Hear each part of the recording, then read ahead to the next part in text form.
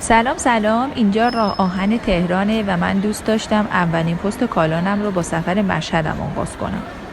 وارد قطار که شدیم من سریع بساط خواب رو مهیا کردم چون خیلی خسته بودم و تقریبا غروب بود که سوار قطار شدیم و دمدمای صبح رسیدیم مشهد. حدودا 5:06 صبح بود. اینجا نمایی از هتلمون هستش. ما البته هتل رضا رو انتخاب کردیم.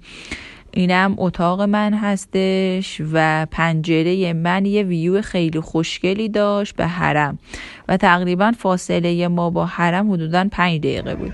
یه عکس یهویی خودم گرفتم و بعد سریع آماده شدیم بریم به سمت اولین زیارتمون.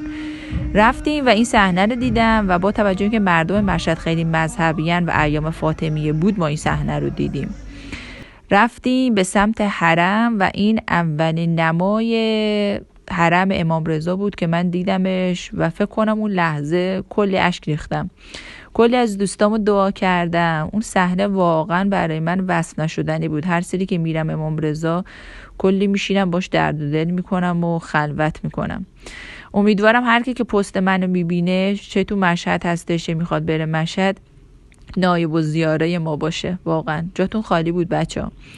بعد از حرم رفتیم یه دوپینگ کردیم و یه قهوه خوردیم تو این کافه خوشگل. بعدش هم که رفتیم به سمت بازار رضا.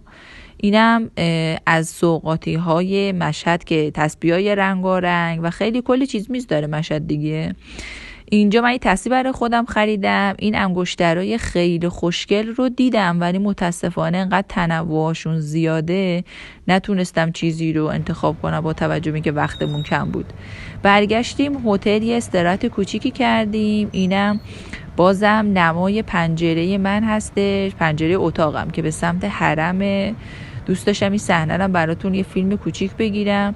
البته وقتی هتل رو کوچه پس کوچه های حرم انتخاب بکنی همه اون مغازه ها چیز میزای خوشگل میفروشن، همه چراغا روشن تا نصف شب و کلی هم مشتری دارن.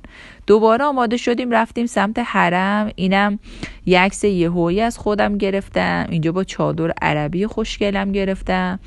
این صحنه بود که وارد شدیم، در واقع فکر کنم صحنه استقلال بود که وارد شدیم. اینجا هم قبلا بابام میگفت اینو جدیدن ساختن. البته من خیلی کوچیک بودم مشهد رفتم، جایی بود که آب میخوردیم. اینجا هم تو صف پنجره فولادی بودیم. گفتیم حالا که تا اینجا اومدیم بتونیم اینجا هم یه زیارت کوچولو بکنیم.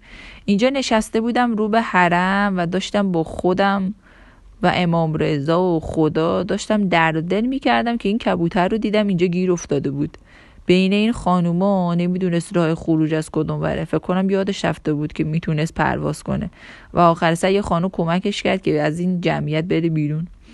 اینم یه عکساییه که موقع برگشت به هتل براتون گرفتم. اون صحنه‌ای که اینجا نشسته بودیم خیلی حال هوای خوبی بود. جاتون خالی بود بچه‌ها واقعا، ولی کلی دعاتون کردم و اون لحظه که چشمم به حرم افتاد. وای.